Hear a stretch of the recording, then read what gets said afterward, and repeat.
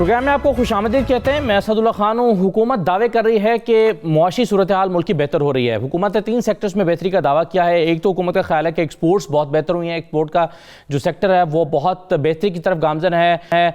हुकूमत का दावा है कि सिर्फ दिसंबर के महीने में 18% ग्रोथ देखी गई है एक्सपोर्ट्स में, और पिछले साल जुलाई से लेकर नवंबर तक जो है वो 5.5% ग्रोथ देखी गई एक्सपोर्ट्स में। इसके अलावा हुकूमत का दावा है कि तामीराती सनत को बड़ा ज़बरदस्त पैकेज दिया गया है। उससे काम जो तामीराती सनत है उससे वाबस्ता जो बाकी सनतें हैं 40-50 के करीब वो सनतें काम करने लगी हैं, उसमें बहुत बेहतरी आई है। और हुकूमत का तीसरा दावा यह है कि अब किसानों के लिए ज़राअत पैकेज जो लेकर लाया जा रहा है उससे एग्रीकल्चर के सेक्टर में बहुत बेहतरी होगी। अब सवाल ये पैदा होता है कि 3 बड़े सेक्टर्स में अगर खुशाइन सूरत हाल पैदा हो रही है या हो गई है, तो ये जो दावा है हुकूमत का, एक तो ये कितना दुरुस्त है, फिर ये कि इससे ओवरऑल इकॉनमी में कितना फ़र्क पड़ेगा, और फिर ये कि जो हुकूमत का दावा है मुआशी बेहतरी का वो आवाम के फ़ायदे में ट्रांसलेट कब होगा, यानी आम लोगों को सहूलियात जो मिलनी हैं, जो महंगाई में कमी की सूरत हाल है, जो कारोबार के चलने की सूरत हाल है, वो कब तक बेहतर हो जाएगी। तो हम आज हुकूमत के जो दावे हैं ख़ास तौर पर 3 सेक्टर्स में, हम कोशिश करेंगे कि इन तीनों सेक्टर्स की नुमाइंदगी करने वाले अफराद से पूछें कि क्या वाकई एक्सपोर्ट्स बेहतर हुई हैं, क्या वाकई कंस्ट्रक्शन की सनत जो है उसमें बहुत काबिल कदर चीज़ें जो हैं वो सामने आई हैं, और इसके साथ साथ जो ज़राअत का शोबा है क्या उसमें तरक्की हो रही है या होने का इम्कान पैदा हो गया है हुकूमत के इस पैकेज के साथ। तो ये चीज़ें डिस्कस करने के लिए और ओवरऑल इकॉनमी को डिस्कस करने के लिए जो हमारे साथ माहिरीन मौजूद हैं उनका मैं तारुफ कराता हूँ। मेरे साथ डॉक्टर शाहिद सिद्दीकी साहब मौजूद हैं, आप माहिर मुआशियात हैं। डॉक्टर साहब बहुत शुक्रिया, प्रोग्राम में खुशामदीद। मोहसिन शेखानी साहब मेरे साथ मौजूद हैं, आप साबिक चेयरमैन हैं बिल्डर्स एंड कंस्ट्रक्शन एसोसिएशन के। मोहसिन शेखानी साहब बहुत शुक्रिया, खुशामदीद। कंस्ट्रक्शन की जो इंडस्ट्री है, तामीरात की सनत है, उसके हवाले से हम खास तौर पर मोहसिन शेखानी साहब से पूछेंगे। ज़ुबैर मोतीवाला साहब हमारे साथ मौजूद हैं, chairman businessman group. Zubair Motiwala साहब बहुत शुक्रिया, खुशामदीद। हम खास तौर पर ज़ुबैर साहब से पूछेंगे एक्सपोर्ट्स के हवाले से और कारोबार के हवाले से। और अशफाक़ साहब हमारे साथ मौजूद है, माहिर मुआशियात हैं, लेकिन आप टैक्स एक्सपर्ट हैं और ख़ास तौर पर टैक्स के जो मामला हैं उस पर गिरफ्त रखते हैं। तो मैं तमाम मेहमानों को खुशामदीद कहता हूँ। प्रोग्राम के दूसरे हिस्से में हम ऑल पाकिस्तान किसान फाउंडेशन के नुमाइंदे महमूदुल हक बुखारी साहब से जो चेयरमैन हैं उनसे भी हम बात करेंगे और पूछेंगे कि जो किसानों के लिए ज़राअत पैकेज आया है उसमें उसको वो किस तरह से देखते हैं। तो मैं सबसे पहले डॉक्टर शाहिद हसन सिद्दीकी साहब आपसे ये जानना चाहूँगा कि ओवरऑल जो हुकूमत का मईशत में बेहतरी का दावा है, ज़र मुबादला के ज़खायर बढ़ने की बात हो, एक्सपोर्ट्स के बढ़ने की बात हो, ओवरऑल आप इस दावे को किस तरह से देखते हैं? फिर मैं 1 बाय 1 बाकी लोगों से पूछता हूँ उनसे मुतल्लिका शोबों से मुतल्लिक। देखिए, ऐसा है कि पेंडेमिक की वजह से मार्च से जून तक पाकिस्तान की मईशत में ज़बरदस्त तबाही आई, जैसे कि सारी दुनिया में आई थी। हुकूमत ने कुछ इक़्तिसादी पैकेजेस दिए जिनके मुतालिक जो कुछ तहफ़्फ़ुज़ात का इशारा मिलता है कोविड के ट्रांसपेरेंसी इंटरनेशनल की रिपोर्ट में। लेकिन बुनियादी बात तो ये कि अगर ये सारी चीजें बेहतरी हैं तो फिर शरह नमू कितनी होगी, क्योंकि स्टेट बैंक तो ये इशारा दे रहा है कि हमारी शरह नमू 2.5% से कम रहेगी, और हमारा अपना अंदाजा ये है कि ये 2% रहेगी। तो अगर ये बरामदात में भी बेहतरी, स्टॉक एक्सचेंज में भी बेहतरी हो रही है, तो सवाल ये पैदा होता है कि महंगाई की पोजीशन क्या है और बैरूनी सरमायाकारी की पोजीशन क्या है और बरामदात की क्या है।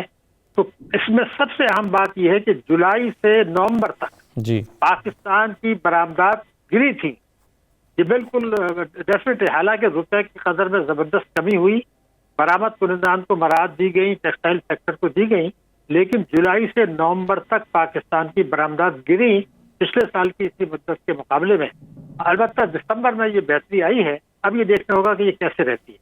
लेकिन जो चीज बड़ी अहम है वो ये है कि शायद पाकिस्तान की तारीख में पहली दफा ऐसा हुआ कि हमारी बरामदात जो है वो रेमिटेंस से नीचे चली गई। यानी देखिए ना, आज का मतलब ये है कि हमारा नंबर 1 तो बरामदात होता है ना, इससे रोजगार मिलता है। अगर आपने कुछ जो है हालात बदले, कोविड-19 की वजह से ट्रैवलिंग बंद हो गई, दूसरी तीसरी बातें हुई और रेमिटेंसेस ज्यादा आ गई, कुछ 14.2 अरब डॉलर तो सिर्फ 6 महीने में आ गई। तो बरामदात कम है और रेमिटेंसेस ज्यादा है, क्योंकि सूरत हाल अच्छी इसलिए नहीं है कि ये रेमिटेंसेस तो कायम रहने वाली नहीं है। मगर एक और चीज है, दुनिया कैसे देख रही है। दुनिया इस तरह से देख रही है कि माली साल 2018 इसमें पाकिस्तान में जो टोटल बैरूनी सरमायाकारी आई थी वो थी 5 अरब डॉलर एक साल में। इस हुकूमत के 2 साल और 6 महीने में जो मजमूई बैरूनी सरमायाकारी आई है वो है 2.5 अरब डॉलर, यानी 10 अरब डॉलर का झटका लग गया उस हिसाब से। तो ये बरामदा ये हमारी क्यों गिर रही है फॉरेन डायरेक्ट इन्वेस्टमेंट और जो टोटल इन्वेस्टमेंट, नंबर एक तो ये सवाल है।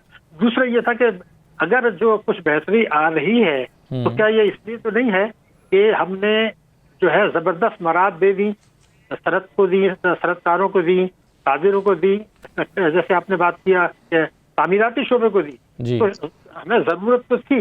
लेकिन एक सवाल बहुत बड़ा पैदा हो रहा है, और वो पैदा हो रहा है कि स्टेट बैंक ने ये कहा कि हमने जो शरह सूद में कमी की है पैंडेमिक के बाद, तो दुनिया में किसी मुल्क ने इतनी कमी नहीं की जितनी हमने की है।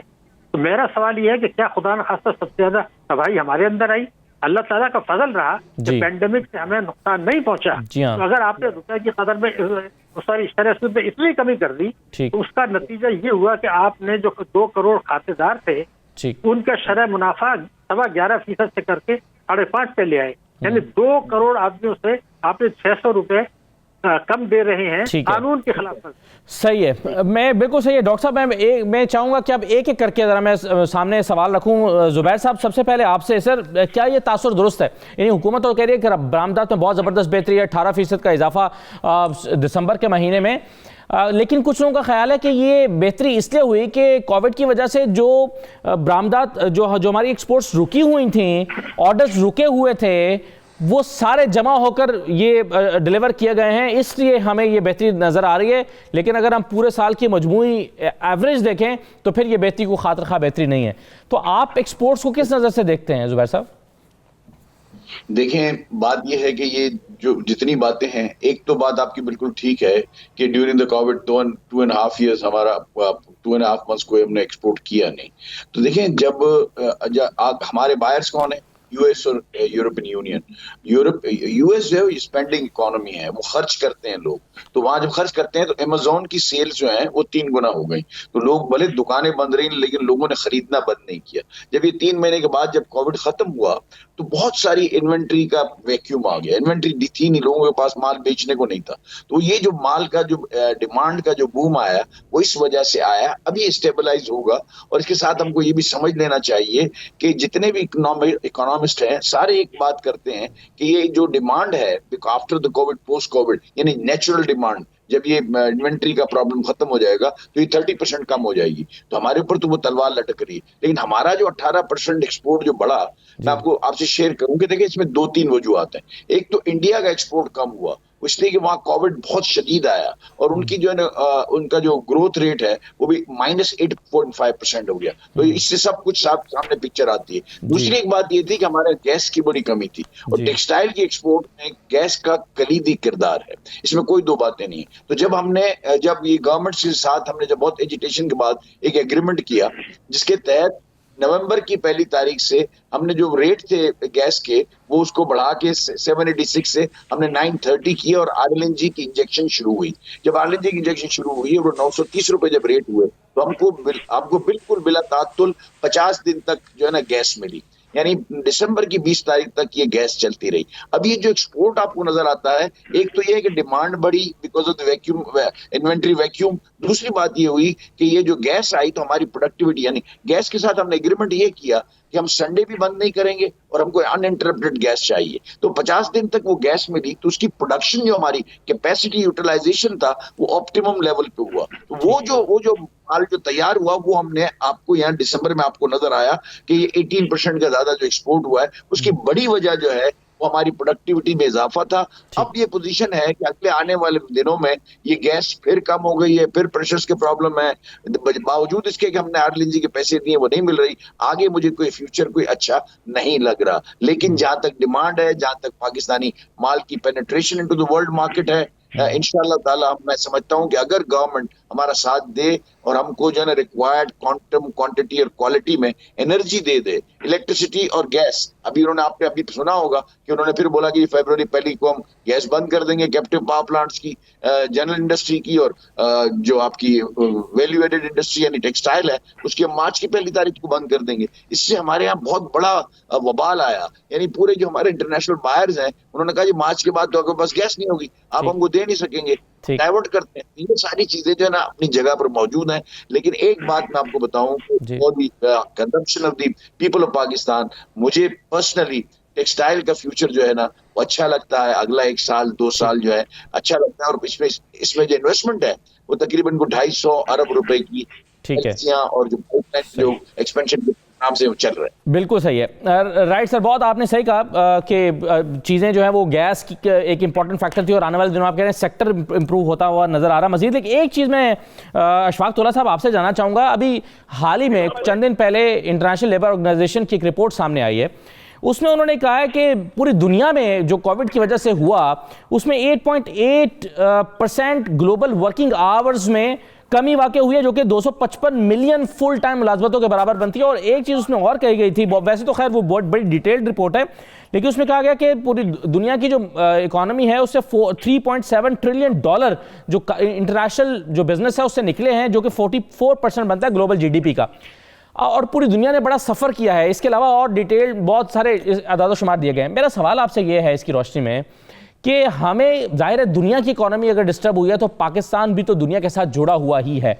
हम जब भी अपने मुआशी शायरियों की बात करते हैं तो हम आइसोलेशन में नहीं देख सकते, हम उसी पर्सपेक्टिव में देखना होगा कि दुनिया के साथ पिछले साल में क्या गुजरा है। उस पॉइंट ऑफ व्यू से हम उतना ही लॉस पाकिस्तान का भी हुआ है जितना बाकी ममालिक का हुआ है, या कुछ बेहतर रहे हैं हम? बिस्मिल्लाहिर्रहमानिर्रहीम। थैंक यू असदुल्ला खान साहब, और अस्सलाम वालेकुम मेरे तमाम पैनलिस्ट, डॉक्टर साहब, मोहसिन शेखानी और हमारे बड़े भाई जुबैर मोती वाला साहब। देखिए, सबसे पहली बात है, मैं आपको थोड़ा सा माजी में ले जाना चाह रहा हूँ। आपका सवाल बहुत ही वैलिड है। माजी में अगर जाएंगे तो कोविड से पहले अगर आप देखेंगे तो पाकिस्तान के माशी आशारियों के ऊपर बड़ी बहस चल रही थी, और जब बहस चल रही थी तो हमने अपनी एक रिपोर्ट जो डॉक्टर शाहिद सिद्दीकी साहब ने भी देखी होगी, जुबैर साहब ने भी देखी होगी और मोहसिन शेखानी साहब ने भी देखी होगी, मैंने ये कहा था कि 0.38% मंथली ग्रोथ इस मरतबा हमारी आएगी, जिसमें कोविड के इम्पैक्ट नहीं शामिल थे, क्योंकि हमारी मईशत जो बंद हुई थी वो मार्च के बेसिस पे, मार्च के बाद, और ये आशारिये जो हमने दिए थे ये एग्जैक्टली अप्रैल की 8 तारीख को हमने दे दी। और 0.38 जब मैंने कहा तो मुझे इक़्तिदार के ऐवानों में बैठे कुछ लोगों ने फोन किया कि यार अशफाक भाई ये क्या लिख दिया है। एग्जैक्टली 18 मई को पाकिस्तान ब्यूरो ऑफ स्टैटिस्टिक्स ने हमारी मंथली 0.38 ग्रोथ दिखाई जी। तो ये देखा कि मंथली ग्रोथ है। अब उस वक्त हमारे कोविड के कोई फर्क नहीं, हमारी मईशत का सबसे बड़ा मसला ना कोविड था ना करप्शन था। हमारी मईशत के सबसे बड़े जो मसाइल में से सबसे बड़े मसाइल हैं वो आपकी डॉलर पैरिटी है, और दूसरा आपका शरह सूद है। शरह सूद में आप देखेंगे जब भी कमी वाक़ई हुई है आपकी मईशत ने पिक करना शुरू कर दिया जी। और शरह सूद में जब भी आपने कमी वाक़ई की, अब आप देख लें 13.25 से आप 7 पे ले आइए, आपकी मईशत बेहतरीन तरीके से चल रही है। और मैं आज आपके प्रोग्राम में ये दावा कर देता हूँ, अगर इसको मैं 4% पे लेके जाऊंगा मेरा फिस्कल डेफिसिट भी कम होगा, मेरे पास एक स्पेस आएगी और मेरे जितने भी मईशत के जो आशारिये वो ऊपर जाएंगे। बिलखुसूस मेरी जो इंडस्ट्रियल शोबा है वो बहुत ज्यादा आपको परवान करेगा। दूसरी तरफ डॉलर पैरिटी, मेरे जुबैर भाई शायद मुझसे नाराज हो जाएंगे मगर मैं उनको हटा के एक बात ये कर रहा हूँ कि अगर मेरी डॉलर पैरिटी 145, 140, 145 जो हो, माशत इसके कि जितने भी एक्सपोर्टर्स हैं इनकी नीचे से लेके ऊपर तक हम एक सेट कर लें सब्सिडी, जो कि लोकल रुपये में देनी चाहिए। अगर आप दे देते हैं और इनको नुकसान नहीं होता, कॉम्पनसेट करते हैं, तो आप ये देखिएगा कि आपके जो आशारिये वो कहीं के कहीं। ठीक है, राइट सर। मैं इस पर मजीद ये कुछ बातें जो आपने की हैं मैं डॉक्टर शाहिद हसन साहब के साथ सामने रखता हूं, लेकिन उससे पहले मैं मुझे मोहसिन शेखानी साहब ये बताइए, जैसे टेक्सटाइल सेक्टर के हवाले से जुबैर मोती वाला साहब ने बड़ी हौसला अफजा बात की और कह रहे हैं कि इसका फ्यूचर मुझे बेहतर नजर आ रहा है। कंस्ट्रक्शन के हवाले से आपकी क्या होप्स हैं जो नई पॉलिसी हुकूमत लेकर आई है? थैंक यू असद भाई, और अस्सलाम वालेकुम मेरे सारे सीनियर्स बैठे हैं आपके साथ। मुझे सबसे पहले तो मैं कहूं कि जो पैकेज दिया गया है कंस्ट्रक्शन के लिए, ये वो चीज़ें हैं जो इम्पॉर्टेंट थी, जो कभी उस पर नज़र नहीं गई थी। इसको इंडस्ट्री का दर्जा देना, इसको फिक्स टैक्स में लाना, इसमें इन्वेस्टमेंट्स करवाना, बेसिकली सारी चीज़ें एक जो मेजर इसमें इफेक्ट है जो लो कास्ट हाउसिंग या आम आदमी कॉमन मैन के लिए 30 बिलियन रखे गए हैं कि 3 लाख रुपए हर आदमी को दिए जाएंगे, लो कास्ट हाउसिंग बनेगी। बेसिकली कॉन्सेप्ट ये है कि हमारी तो आधी कच्ची आबादियां हैं, हमने तो बिल्कुल स्लम्स डेवलप किए हुए हैं। अगर हम प्लान स्कीम नहीं करेंगे और उसमें इंसेंटिव नहीं देंगे उन लोगों को, और स्टेट बैंक ने एक पॉलिसी दी है फाइनेंस की 80% की, उन लोगों के लिए जो 25 लाख 30 लाख लोन लेंगे, तो ये मैं समझता हूँ एक्टिविटी भी होगी, 40 इंडस्ट्रियां भी चलेगी और उसका इम्पैक्ट ऑलरेडी नजर आ रहा है मार्केट में।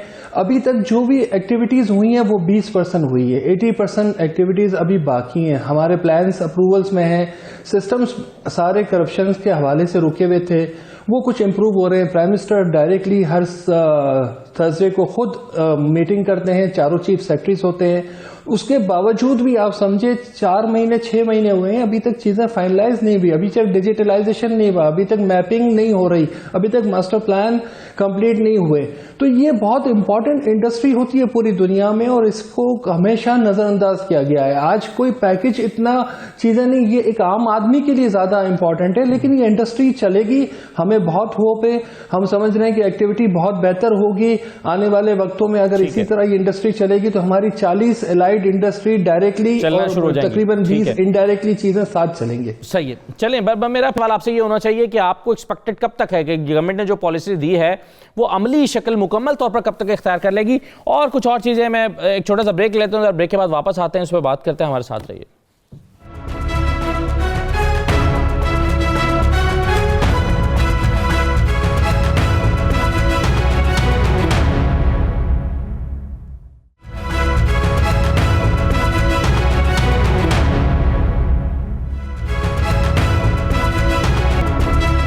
दोबारा आपको खुशामदीद कहते हैं। डॉक्टर शाहिद सिद्दीकी साहब, पिछले साल जून में गैलप सर्वे आया था, उसमें खदशा जाहिर किया गया था कि कोविड की वजह से पाकिस्तान में 1 करोड़ 73 लाख लोग बेरोजगार हो जाएंगे। फिर एक स्टेट बैंक ने रिपोर्ट जारी की थी, उस रिपोर्ट में कहा गया था कि लॉकडाउन की वजह से फैक्ट्रियों का और कारोबारी हजरात का जो कैश फ्लो है वो बुरी तरह मुतासिर होगा, कई कंपनियां दिवालिया हो जाएंगी और फिर बैंकों की जो रकम है आमदनी वो मुतासिर होगी, ज़र मुबादला के ज़खायर घट जाएंगे और रुपए की कदर में शदीद कमी वाक़ई हो जाएगी। ये सब कुछ शायद उस तरीके से नहीं हुआ जिस तरीके से खदशा जाहिर किया जा रहा था। तो कुछ लोग इसको कह रहे हैं कि देखिए जी, हुकूमत ने बड़ी ज़बरदस्त पॉलिसीज लेकर आई जिसकी वजह से ये जो खदशात थे वो पूरे नहीं हुए और पाकिस्तान बेहतर रहा है कोविड के दिनों में। आप इससे इत्तफाक करते हैं या दूसरी तरह से देखते हैं? नहीं, डेफिनेटली अल्लाह ताला का फजल रहा है कि कोविड से हमें इतना नुकसान नहीं हुआ जितना कि दुनिया के बहुत से मुल्कों को, यूरोप को और भारत को हुआ है। ये तो हमें तस्लीम करना चाहिए। लेकिन इसका हमें हुकूमत की पॉलिसियां कितनी हैं और हालात का दखल क्या है, ये बड़ा अहम है। अब मैं पहले आपको एक प्रेडिक्शन दे दूं जी। जब इस हुकूमत के 5 साल पूरे होंगे, इस हुकूमत की जो औसत शरह नमू GDP ग्रोथ रेट उससे कम होगी जो इसको विरसे में मिली थी। नंबर 1, जब इस हुकूमत के 5 साल पूरे होंगे तो जो औसत अफरात ज़र होगा, महंगाई होगी, वो उससे बहुत ज्यादा होगी जो इस हुकूमत को विरसे में मिली थी। तो ये बता रहा है कि हमारी पॉलिसियां किस डायरेक्शन में जा रही हैं। नंबर 1 तो ये बात हो गई। अब अभी देखिए शरह सूद को अगर आप अफरात ज़र से कम रखेंगे तो मनफी शरह सूद है, इसको एक्सप्लॉयटेशन कहते हैं। खुद स्टेट बैंक इसको एक्सप्लॉयटेशन कहता है और ये आईन पाकिस्तान के भी खिलाफ है कि लोगों को आप मनफी दें। मिसाल के तौर पर जो कर्जे लेते हैं उनको तो फायदा हो गया, लेकिन जिन्होंने बैंक में पैसा जमा कराया जिस पर 9% अफरात ज़र था, तो आपने उनको 5.5% मुनाफा दिया, जबकि उससे पहले उनको 11.25% बेच दिया था। तो ये जो कुछ हुकूमत ने किया और स्टेट बैंक ने किया, ये बैंकिंग कंपनी ऑर्डिनेंस 26A और 40A को कीमा बना के किया, कानून के खिलाफ है। अगर सुप्रीम कोर्ट इसका नोटिस ले तो सामने आ जाएगा। अब अभी देखिए, जिससे मैंने बताया कि 600 अरब रुपए का नुकसान 2 करोड़ लोगों को होगा। लेकिन अगर आप देखें कि ट्रांसपेरेंसी इंटरनेशनल की रिपोर्ट देखें, उन्होंने कई तंज़िया जुमले लिखे हैं, उसमें हमारे ऊपर भी अप्लाई होता है, दूसरों पर भी। वो ये कहते हैं कि जिन लोगों के पास इख्तियार है, जिनके पास सरकारी खजाने की कुंजी है, उन्होंने पेंडेमिक के दौरान अपने मुफादात का तहफ़्फ़ुज़ किया और उनका मुफादात का तहफ़्फ़ुज़ नहीं किया जो कि वबा से मुतासिर हुए थे। अगर आप पाकिस्तान को देखें तो ये बड़ी हद तक हमारे ऊपर सही आ जाता है। पहले तो मैंने आपको बता दिया शरह सूद का, ये तो नेगेटिव कर दिया और कानून को खिलाफ वर्जी कर दी। दूसरे ये कि आपने जब मिसाल के तौर पर वो देनी शुरू की मराहत, सबसे बड़ा मसला हमारा था। लेकिन अभी इशफाक तौला साहब हमारे साथ डॉक्टर साहब मौजूद थे, वो कह रहे हैं कि शरह नमू में, इसमें अफरात ज़र में कमी करने की वजह से, जो शरह सूद में कमी करने की वजह से जो है वो बेहतरी हुई है चीज़ों में। वो दूसरी तरह से शायद देख रहे हैं इसको। नहीं, ऐसा नहीं है। अगर आप सही पॉलिसियां बनाएं और अफरात-ए-ज़र इसी तरह से दुनिया के मुल्कों में कम है। हमारा जो है मिसाल के तौर पर इस वक्त 8% है, यूरोप में और दूसरी जगह आप देखें तो 2%, 3%, क्वार्टर फीसद भी है। अगर आप अपनी टैक्सेशन की पॉलिसी सही बनाएं, अगर आप अपनी जो एनर्जी की पॉलिसी सही बनाएं, तो हमारा भी अफरात-ए-ज़र नीचे आ जाएगा और फिर उससे शरह सूद भी नीचे जाएगी, उससे फायदा होगा जो अशफाक तौला साहब कह रहे हैं। लेकिन ये नहीं हो सकता कि आप 25 रुपए जो है पेट्रोलियम लीवी कर दें, 17% GST कर दें, इनडायरेक्ट टैक्सेस लगा दें। प्राइम मिनिस्टर साहब खुद कहते हैं कि हमारे तवानाई की नर्ख दुनिया में सबसे ज्यादा है। हमारा कॉस्ट ऑफ डूइंग बिजनेस की जो रैंकिंग है वो बहुत खराब है दुनिया के मुल्कों के मुकाबले में।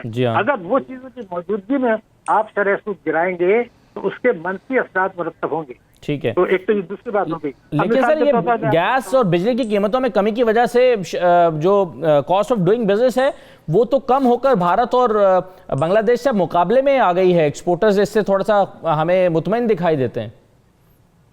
नहीं, देखिए ना, जो रैंकिंग है, ग्लोबल रैंकिंग है, वो तो मेरे ख्याल से हमारी जो है भारत से बहुत ज्यादा आगे है, इसमें तो कोई शुबा नहीं है। ठीक है, मगर जो चीज आपको देखिए, ट्रेंड का मैं एक जुमले में कंप्लीट कर रहा हूँ, आप ट्रेंड देख लीजिए। दिसंबर के महीने में हम कई महीनों से श्योर था करंट अकाउंट जो है सरप्लस हो गया, दिसंबर में ये माइनस हो चुका है $600 मिलियन।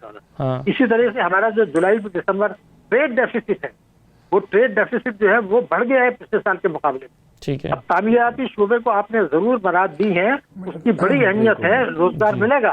लेकिन ये हम क्यों भूल रहे हैं कि कई हजार अरब रुपया हमारा काला धन लगा हुआ है तामीराती शोबे में। आपने उनको एमनेस्टी दे दी, तामीरात जाता है। ठीक है, नतीजा क्या होगा? उसका नतीजा मैं आपको बता रहा हूँ क्या होगा। अगर आप बाद में मौका देंगे तो मैं बता दूंगा। चले, मैं आप इस पे मजीद बात कर लेते हैं कि आप कह रहे हैं काला धन लगा हुआ है, उससे उसको मौका देंगे। चले, मैं जुबैर मोतीवाला साहब, मुझे ये बताइए सर कि आप क्या आइंदा साल में या जो अभी हमारा रवां साल है इसमें शरह नमू को 2 से 2.5% होता हुआ देखते हैं क्या? देखिए, जिस तरह से जारी है इकोनॉमी और जिस तरह से एक्सपोर्ट और जिस तरह से काम हो रहा है, अगर गवर्नमेंट 2-4 बातें जो मैं आपको करता हूँ तो ये इससे भी जो है ना बेहतर हालात हो सकते हैं। मैं सिर्फ ये चाहता हूं कि एक्सपोर्ट के लिए जरूरत किस बात की है। सबसे पहली जो जरूरत है वो एनर्जी की है, गैस, इलेक्ट्रिसिटी और पानी की। अगर ये सही क्वांटम, सही प्राइस और सही क्वालिटी में मिल जाए और इसके बाद साजगार माहौल फराहम करें, फिर साजगार पॉलिसियां हो, लॉन्ग टर्म पॉलिसी जो टेक्सटाइल की होनी चाहिए, वो हम इंतजार कर रहे हैं। 2 दफा कैबिनेट से गई और वापस आई है। और शरह सूद की जब हम बात करते हैं तो अभी स्टेट बैंक के गवर्नर ने इंडिया ये दिया है कि 7% सूद जो है इसके अंदर बढ़ा, ये 8% सूद नहीं है, ये 7 है आज जो रेट है उसका। और जिसको उन्होंने ये कहा है कि ये बतदरीज बढ़ेगा, इसमें कुछ ना कुछ हम इजाफा करेंगे। ये इजाफा नेगेटिव इम्पैक्ट होगा उसका इंडस्ट्री के ऊपर। और आखिर में मैं कहूंगा कि बिजनेसमैनों की इज्जत होनी चाहिए। जो इदारे खामखाई कहीं ना कहीं किसी को घसीटते हैं उसको रोकना चाहिए।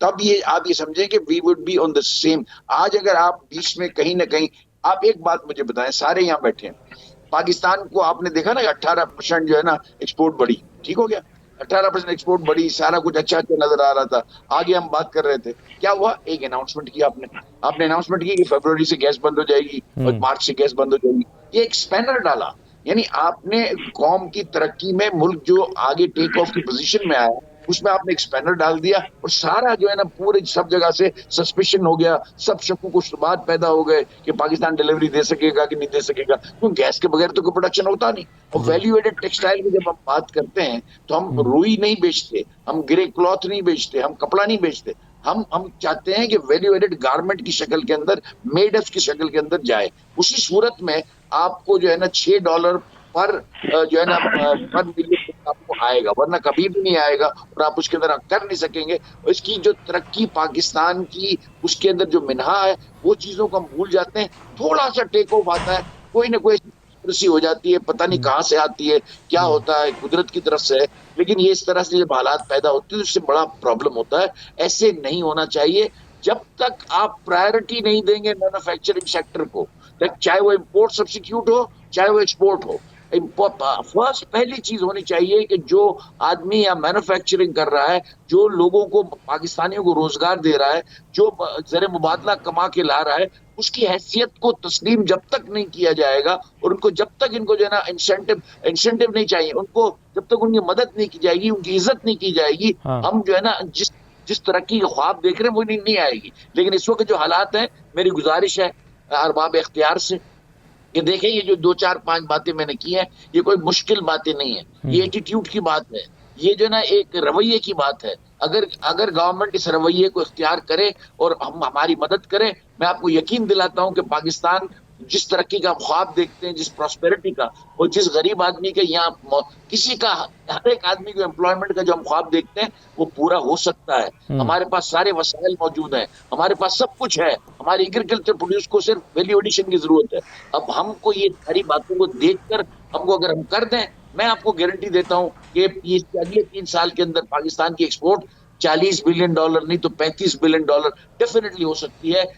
शर्त सिर्फ इतनी है कि जो ये मैंने बातें की हैं इनको पूरा कर दें। इसमें कोई इतने पैसे नहीं लगते, लेकिन इसमें जरूर फर्क पड़ता है कि पॉलिसी माइंड, एक फ्रेम माइंड को चेंज करना पड़ेगा। मुझे एक चीज़ सर और बता दीजिएगा जुबैर साहब फटाफट, वो ये कि हुकूमत का ख्याल है कि और दावा है कि हमने इंपोर्ट्स को कम कर दिया है। अब ये इंपोर्ट्स का कम होने के वजह से ऑपोजिशन ये कहती है कि भाई कारखाने नहीं चल रहे आपकी हुकूमत में, इसीलिए तो इंपोर्ट्स कम हुई हैं, आपने कुछ नहीं किया। हुकूमत कहती नहीं हमारी पॉलिसीज की वजह से इंपोर्ट्स कम हुई हैं। आप इसको कैसे देखते हैं सर?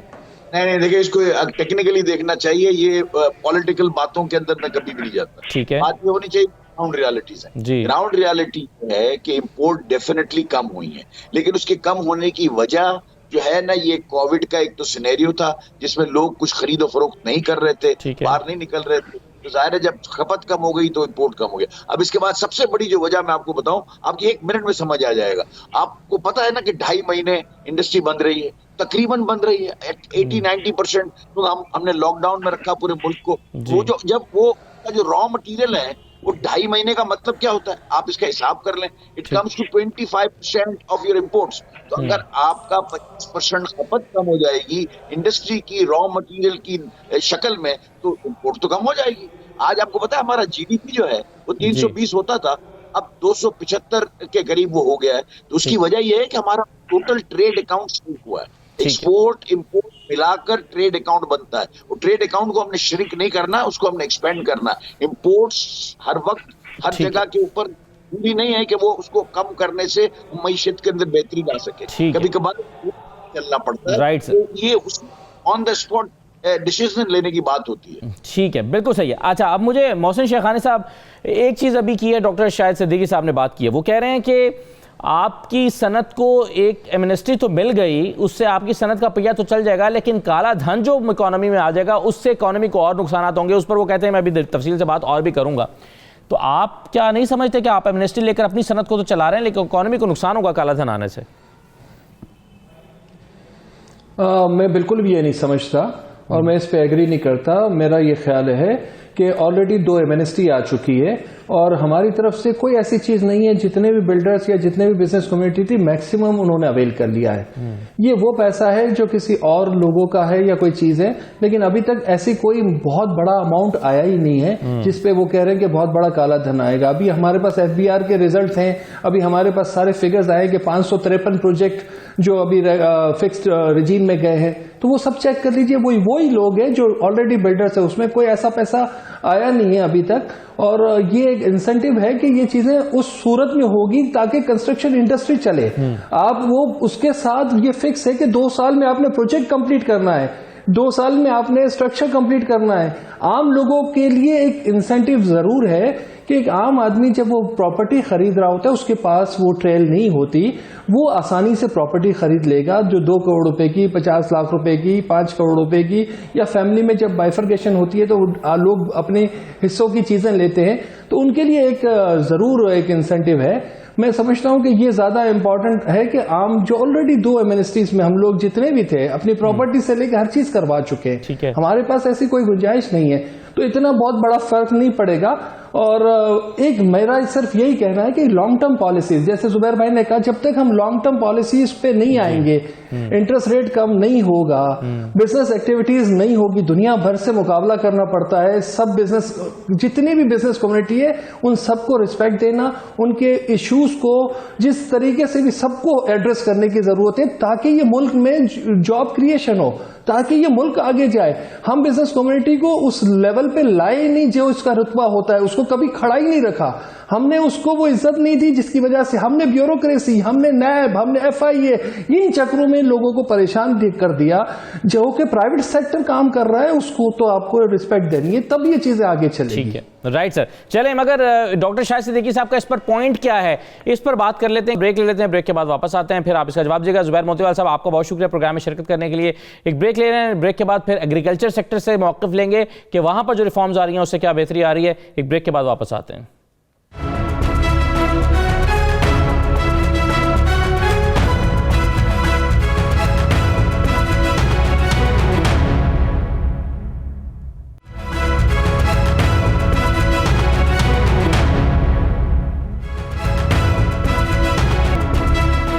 दोबारा आपको खुशामदीद कहते हैं। प्रोग्राम के इस हिस्से में हमें ज्वाइन कर रहे हैं सैयद महमूदुल हक बुखारी साहब। आप चेयरमैन हैं ऑल पाकिस्तान किसान फाउंडेशन के। बहुत शुक्रिया बुखारी साहब। सबसे पहले तो ये बताइए कि किसानों के लिए जो मरात हुकूमत वादा किया है हुकूमत ने, उसकी कुछ तफसीलात भी सामने आई हैं अब तक कि वो किस नौयत की मरात हैं, उससे क्या फ़ायदा होगा, या फिर अभी सिर्फ वादा है, तफसीलात अभी सामने नहीं आई? जी बिस्मिल्लाहिर्रहमानिर्रहीम। असदुल्ला खान, आपका शुक्रिया, 92 चैनल का शुक्रिया कि आपने इतने अहम इशू पे बात की है। गुजारिश ये है कि अभी तक तो ऐलानात ही हैं और वादे ही हैं। अप्रैल 2020 के अंदर वज़ीर-ए-आज़म पाकिस्तान ने एक पैकेज अनाउंस किया 1200 अरब का, जिसके अंदर जो है वो 63 अरब जो है वो किसानों के लिए रखे, और उसके बाद इसमें 37 अरब जो है वो खाद के लिए था, 6 अरब जो है वो वाइट फ्लाई के लिए था, और कुछ ट्रैक्टर्स के लिए और जरी बैंक के हवाले से था। लेकिन बदकिस्मती की बात यह है कि उस पर किसी ने अमल नहीं किया और आज तक उस पर कोई अमल नहीं हुआ। आप ये देखें कि इनपुट जो है जरी मदाखिल जिसे हम कहते हैं, खाद, बीज, स्प्रे, डीजल और जो भी चीजें हैं, सब इतनी महंगी हो रही हैं कि उसमें बहुत ज्यादा इजाफा आए रोज हो रहा है। जिस तरह मैं आपको बताऊं, अक्टूबर 2020 से लेके आज जो है वो जनवरी है, इस पे आप हैरान होंगे कि 800 रुपए पर बोरी जो है DAP के में इजाफा हो गया। यूरिया के अंदर वो 60 रुपए का इजाफा हो गया। इसी तरह पोटास जो है उसके अंदर इजाफा हो गया। अब वो जो पैकेज था, आप हैरान होंगे, जो 1200 अरब का जो पैकेज था, जो बाकी अभी हमारे दोस्त बैठे हुए थे बिजनेस कम्युनिटी के भी और कंस्ट्रक्शन के शोबे के भी, और बाकी सबको वो मराहत दे दी गई। और आप हैरान होंगे कि ज़राअत वो चीज है जो BM इमरान खान कहता है, हम सिर्फ इस हुकूमत से हमें गिला नहीं है, तो थोड़ा अरसा हुआ तो कहते हैं ना कि हाथ दिन में रूनुमा नहीं होता, तो ये कोई एक दिन की नहीं। ज़राअत तो वो चीज है जिसके अंदर आप ये देखेंगे की बका की दामन, जी हाँ, यही ज़राअत है। जी जी, 60% से ज्यादा लोग जुड़े हुए हैं इससे मजदूर तबका जुड़ा हुआ है, बेशुमार लोग, और पाकिस्तान की इकोनॉमी का कोई 19-20% ये बनता है। बिल्कुल आप सही कह रहे हैं। और आप कह रहे हैं कि बाकियों को मराहत जो दी गई उसको वो अमलन कर भी दिया गया, लेकिन ज़राअत को सिर्फ वादा किया गया, अमली तौर पर भी नहीं किया गया। लेकिन शायद उसकी वजह यह भी हो सकती है कि हुकूमत ने अभी तीसरे नंबर पर इस शोबे की तरफ आई है और शायद कुछ दिनों में इस पर इंप्लीमेंट हो जाए। लेकिन डॉक्टर शाहिद सिद्दीकी साहब, मुझे एक चीज़ यार आप क्लियर कर दें। आपने कहा कि आप इस पर बात करेंगे कि कंस्ट्रक्शन इंडस्ट्री को जो मिनिस्ट्री दी है उसकी वजह से काला धन आ जाएगा और इकोनॉमी को उसको नुकसान होगा। क्या नुकसान होगा इससे? देखिए, ये मैंने नहीं कहा कि कहीं इंडस्ट्री को दिया है, जो भी करेगा वो उससे फायदा उठा लेगा, कोई भी आदमी उठा सकता है, उठाएगा। असल में ये बात बिल्कुल रिकॉर्ड पर है। तहरीक इंसाफ के मंशूर में ये था कि जो प्रॉपर्टी मार्केट वैल्यू से कम पे ट्रांजेक्शन होगी हम उसको कौमी मिल्कियत में ले लेंगे। इसका मतलब ये था कि मार्केट वैल्यू पर आप DC रेट बना देंगे। ठीक, तो अब क्या है कि अगर कराची या लाहौर में 15 करोड़ की ट्रांजैक्शन हो रही है तो उसकी रजिस्ट्रेशन 5 करोड़ में या 4 करोड़ में होती है। तो जिस आदमी ने बेची उसके पास 11,000 का काला धन आ गया, जो गदा गाड़ी पर रख के घूमेगा, मैं क्या करूं। और जिसने प्रॉपर्टी खरीदी उसका 11,000 का जो है वो 11 करोड़ रुपया वो वाइट हो गया एक चीज की। तो जब आपने 1.5% पर एमनेस्टी दी, जो दुनिया में कहीं नहीं दी थी प्रॉपर्टी पर, तो वो एक्चुअली 0.1% पे दी थी, क्योंकि उसकी वैल्यूएशन पहले ही कम है। तो ये कई हजार अरब रुपया इसमें लगा हुआ है, चोरी का पैसा, और वही धंधा चल रहा है। ये नहीं होगा कि डेवलपर से फायदा नहीं उठाएंगे, बहुत से लोग फायदा उठाएंगे। अगर हुकूमत जब ये नाम पब्लिश करेगी तो पता चल जाएगा कि इसमें कौन कौन लोग आ गए हैं। इसके अंदर हो ये रहा है, कब तक हम ये काले धन को इनकरेज करेंगे, आप टेक्सटाइल इस इंडस्ट्री को मराद दें, कम शरह सूद पर कर्जे दें, तमाम चीजें करें, मगर ये काले धन को एनकरेज करना जो है कई 1000, अब जिस वक्त ये एमनेस्टी आई थी आपको याद है, उस पर इन्होंने ये कानून बन गया था कि जो इससे फायदा नहीं उठाएगा हम उसको जो है उसको जेल भेज के उस असा से जब्त कर लेंगे। उससे कोई 900 अरब रुपए मिलने वाले थे, 900 अरब रुपया डिटेल्स हुकूमत के पास थी, उन्होंने उसको पीछे डाला और एक नई एमनेस्टी ले आए। तो मैं ये चाह रहा था कि अगर आपने सारी उम्र एमनेस्टी देनी है, 14-15 एमनेस्टी मुल्क में आ चुकी हैं, और ये एमनेस्टी का कारोबार बंद करें और व्हाइट मनी की तरफ आ जाएं, कंसेशन दें, सब कुछ करें, लेकिन टैक्सों की पॉलिसी सही बनाएं।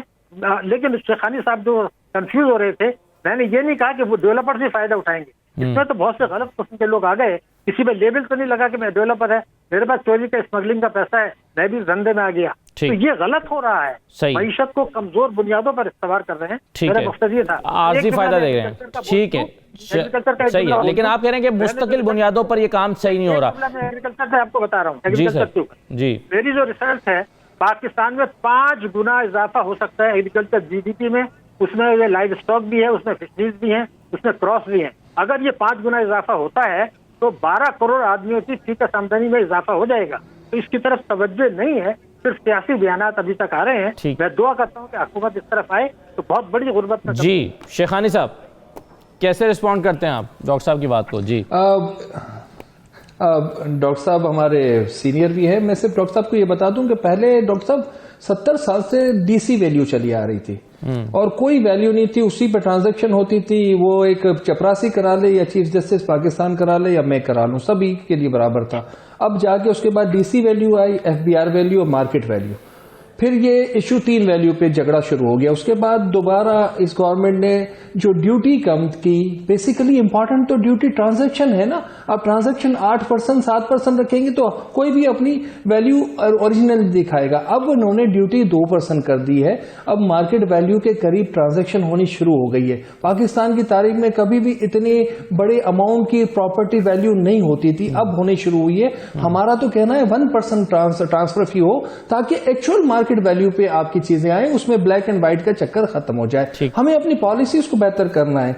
दूसरा ये कि जितना भी हमारा ब्लैक और चीजें हैं उसको हम भी चाहेंगे, हम खुद चाह रहे हैं कि ये इंडस्ट्री रेगुलाइज बिल्कुल हो जाए, ये सिस्टम में आ जाए, ये कॉर्पोरेट सेक्टर में चली जाए। हमने इसको माफिया का एक लकब दे के रखा था, हमने एक डिफरेंट उसमें उसको रखा था। इस इंडस्ट्री को कभी भी आपने इंपॉर्टेंस नहीं दी, अब जाके ये गवर्नमेंट दे रही है। हम किसको इसीलिए कह रहे हैं कि ये पॉलिसीज चलेगी, आगे आएगी तो ये पूरी एक्टिविटीज आपके सामने आना शुरू हो जाएगी। अभी 6 महीने हुए हैं, कोविड का दौर था, अगले 6 महीने उन्होंने एक्सटेंड किया ड्यू टू के ये चीजें इंप्लीमेंट नहीं हो सकी। हम तो चाहते हैं कि सिस्टम जैसे ठीक है, चलें, बहुत शुक्रिया मोहसिन शेखानी, सैयद महमूद बुखारी साहब, डॉक्टर शाहजान सिद्दीकी साहब, मोतीवाला साहब भी हमारे साथ मौजूद थे। बहुत सारी तजावीज़ आई हैं प्रोग्राम में, बहुत सारी होप्स हैं लोगों को, कुछ शिकवे शिकायतें भी हैं हुकूमत से, लेकिन चीज़ें बेहतर होने की उम्मीद है।